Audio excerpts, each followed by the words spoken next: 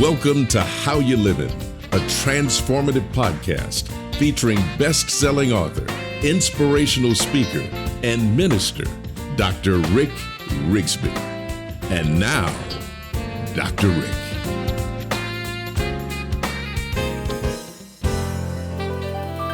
Hello, friends. Thanks so much for listening.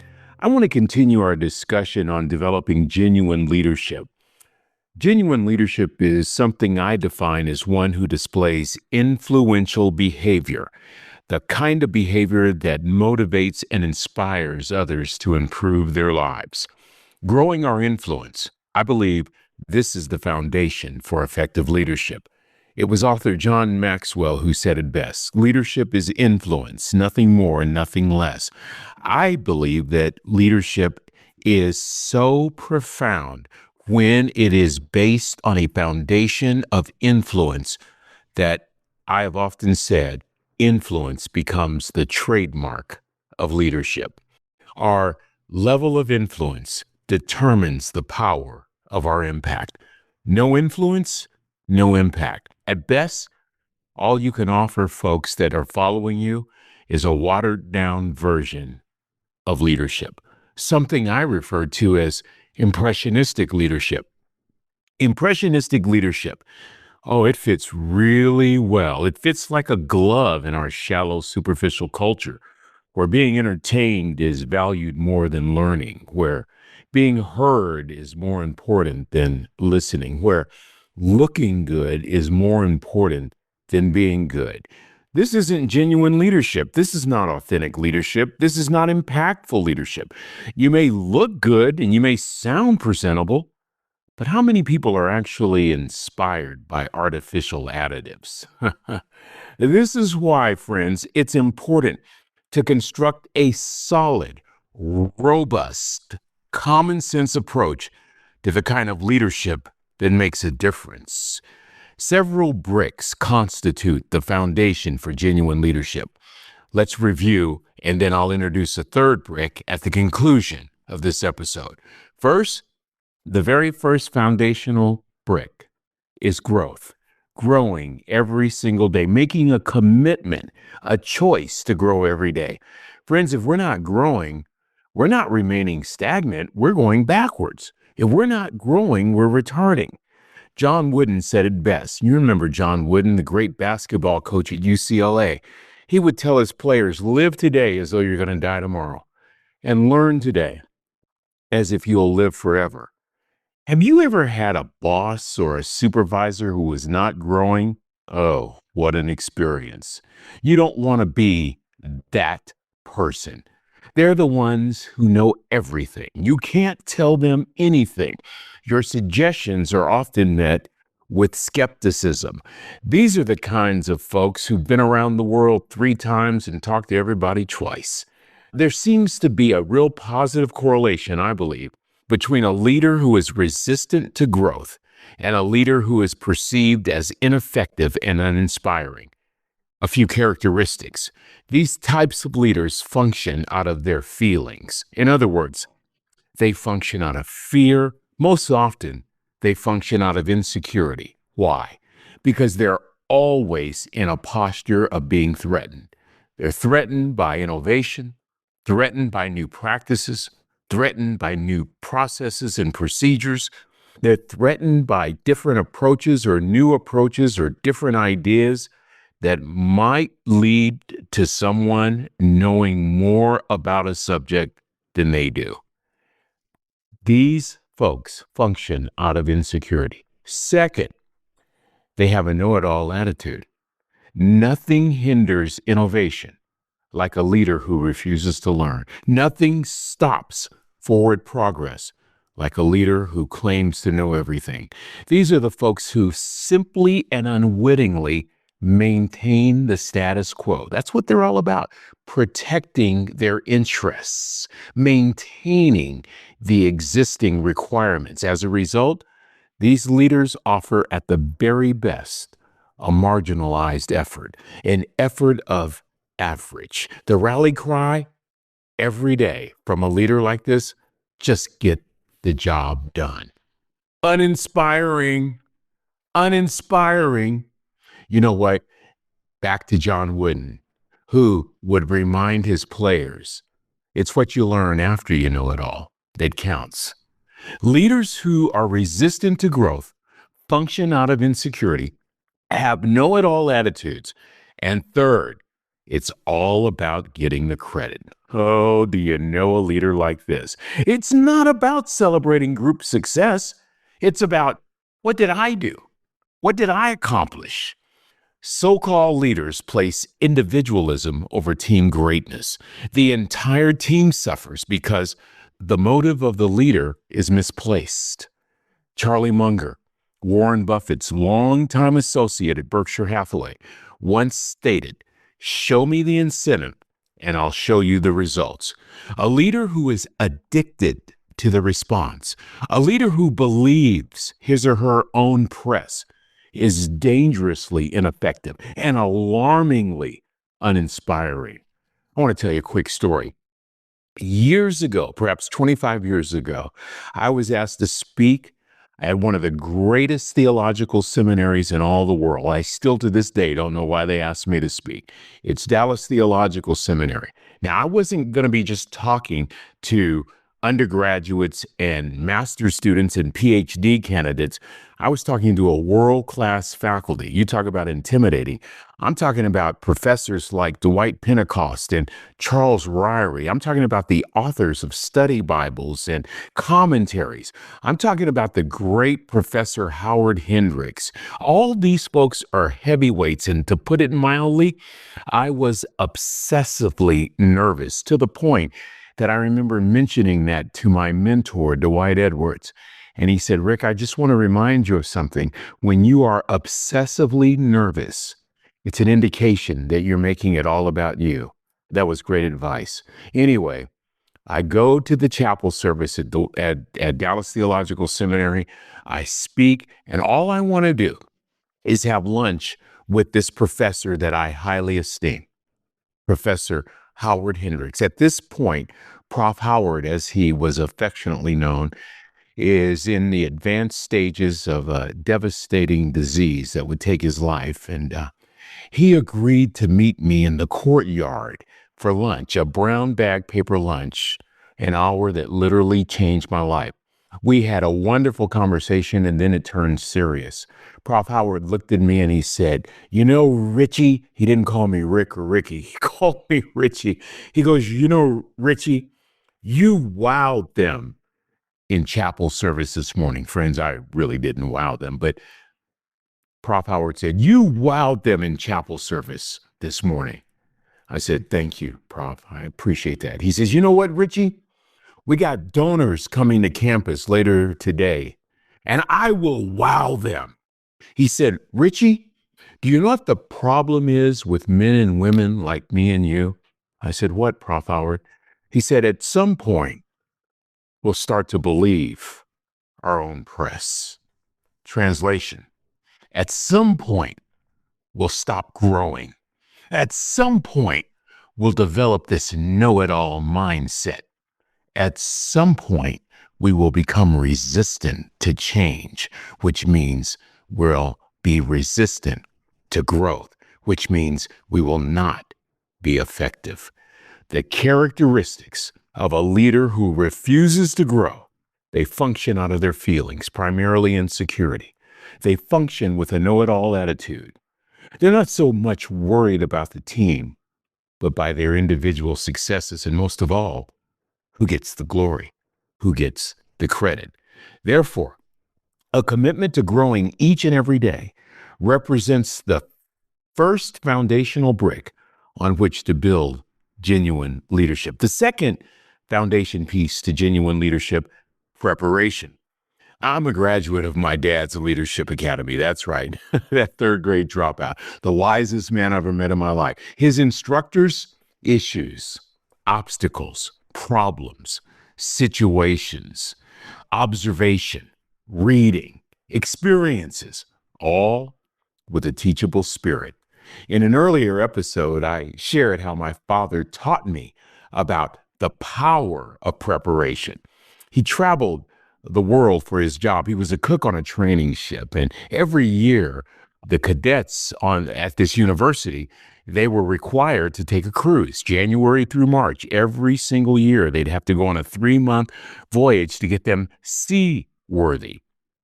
Packing for his annual cruise became a master class in preparation. The ship would depart in January, but my dad would begin packing in December. When the next few months would take you everywhere from Hong Kong to Australia to the Philippines, one must be prepared. And we kids would help Dad pack. One large suitcase, one carry-on that back in the day they called a medicine bag. We'd pack his clothes, and we always found the extras rather curious. Batteries, shoe polish, string. Years later, we would learn that the batteries were for his transistor radio. He always was trying to pick up a baseball game, an international sporting event. Let me just throw in this as an aside. Years later, I'm a young television reporter. I'm covering the San Francisco Giants baseball game this particular day. And I would be back home in the Bay Area. And so I invited my dad to join me. We stayed at the hotel. And the big treat for my dad was after I finished my assignments, I said, Dad, would you like to join me in the press box and meet some of the announcers? And, my dad listened to the San Francisco Giants broadcast religiously every single day, my entire life that I knew my dad. He listened to baseball. We bonded by listening to baseball on the radio. So this was thrilling for him. After the game, we take the elevator from the field level to the press box. And I said, Dad, let me introduce you to the voice of the San Francisco Giants, Hank Greenwald. And what came out of my father's mouth blew me away. He said, Mr. Greenwald, Roger Rigsby, when I would sail on the training ship Golden Bear, I want to say this is back in the 60s, maybe 70s. We'd be around Australia, and with my transistor radio, I would pick up your broadcasts.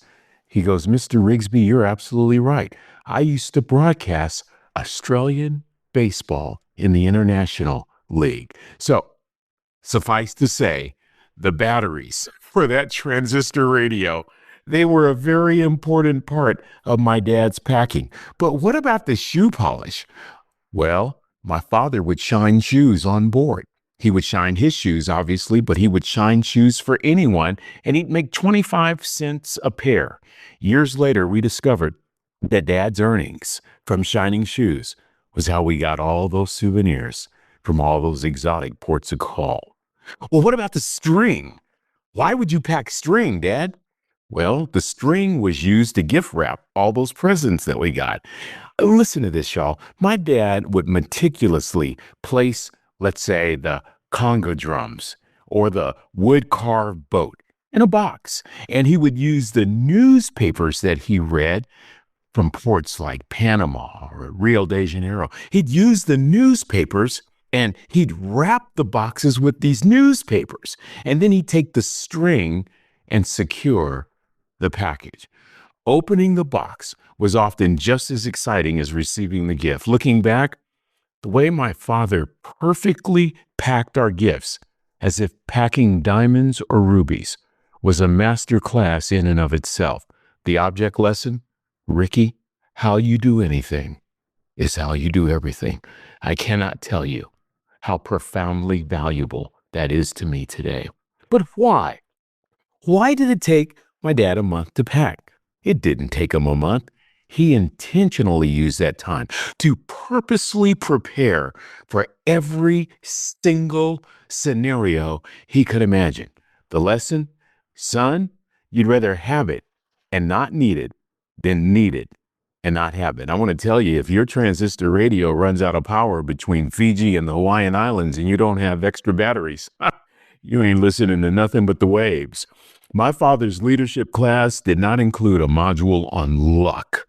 In fact, I don't think I ever heard in 42 years my father use the word luck. Rather, I heard him use the word preparation on a daily basis. Preparation, the second building block to growing effective leaders. The world was my dad's classroom. His curriculum was based on common sense and applied through the wisdom of discipline, moderation, focus, vision, order. My dad's steps were ordered. He never took a misstep. It was purposeful. His steps were powerful. His steps were intentional. You see, friends, great people do things other people don't. Great leaders do things other people won't. Influential leaders impact.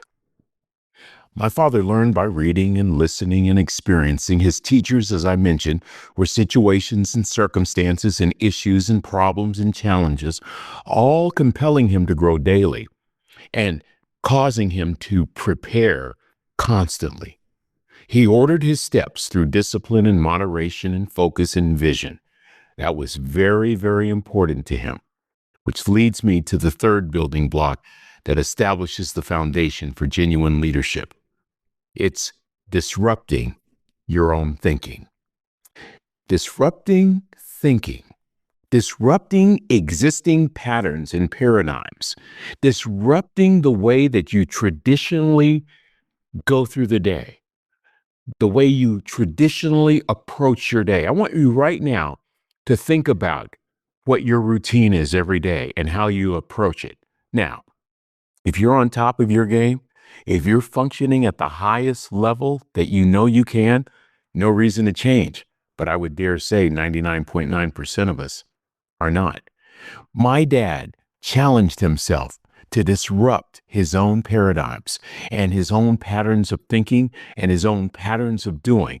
Why? So that he could be a more effective leader. Let me explain to you with this very personal, poignant example from my dad's life. For years, my dad had a superior who shall remain anonymous for obvious reasons.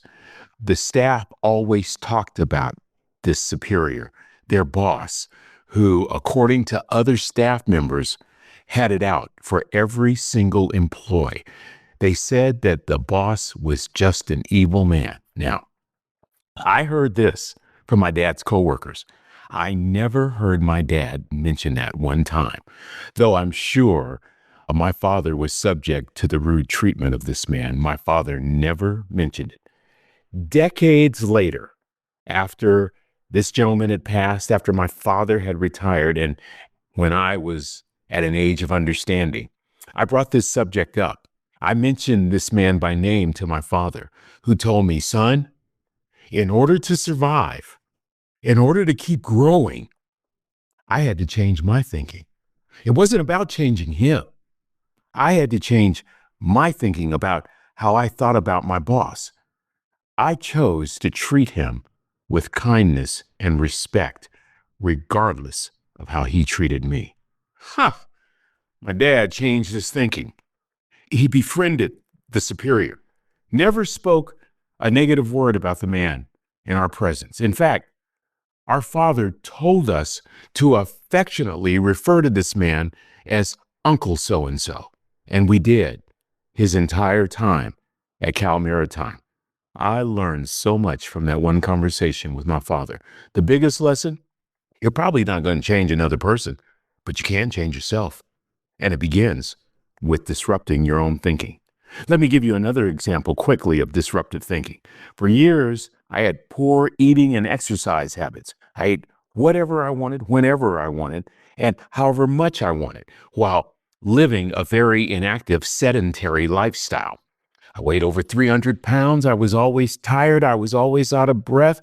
I always ached, not to mention high blood pressure and cholesterol levels through the roof. However, my thinking justified my lifestyle.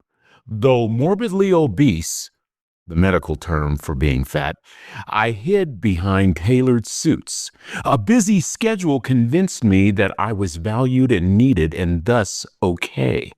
And 20 minutes every other day of riding a stationary bicycle allowed me to classify myself as physically active. If one asks, Rick, how's your health? My answer would always be, I feel pretty good. Things are going well. I'm fine. The vagueness of my justifications should have been a sign of my foggy thinking. What changed? My thinking had to change, and it did. My thinking was dramatically disrupted. You see, friends, at some point in my life, I started hearkening back to when I was a widower. I know all too well what it feels like to be a widower. I know that feeling, and I didn't want that for my wife. I lived for a while in a home filled with grief and loneliness and despair, me and my 2 children. I know what it's like to have your hopes and dreams shattered in 1 second. And suddenly, I realized that I was setting my wife up for the very same thing, that I was setting up my children and my grandchildren to be without Poppy and to be without Dad, that if I really loved them more than I loved my desire for excessive eating and inactivity, something had to change. My thinking had to change. All this led me on a journey that I'm still walking out today. It's been a few years, but outwardly I've gone from 330 pounds to 180 pounds, but that's not the big miracle, in my opinion. I mean, I'm grateful, but losing the weight, that's not the biggest victory. My greatest accomplishment was that I disrupted my own thinking. That's right. My habits shifted. My routines changed. Better health choices have resulted. You know, people ask me every day, Rick, how'd you lose the weight? Rarely does a person ask me, why did you lose the weight? Authentic, genuine leaders who impact, rarely ask how to grow influence. They're consumed with the question, why is influence critical to our culture of success? Right now, friends, as I close, I want you to stop what you're doing. Stop what you're doing and ask yourself a simple question. What are the thoughts that keep you in prison right now? What are the thoughts in your mind right now that keep you captive, that prevent you from changing your reality? Why not take a page from the playbook of a 3rd grade dropout and, starting this very moment, disrupt your own thinking? Well, that's going to do it for this episode. Until we meet again, this is Dr. Rick, asking the most important question I can ask. How you living? Are you ready to make an impact in your world right now? Do you want to stop existing and start living your best life right now? Dr. Rick wants to give you the first chapter of his best-selling book, Lessons from a 3rd Grade Dropout, absolutely free. Just go to www.rickrigsby.com/free gift to get the print or audiobook right now. This is thepodcastfactory.com.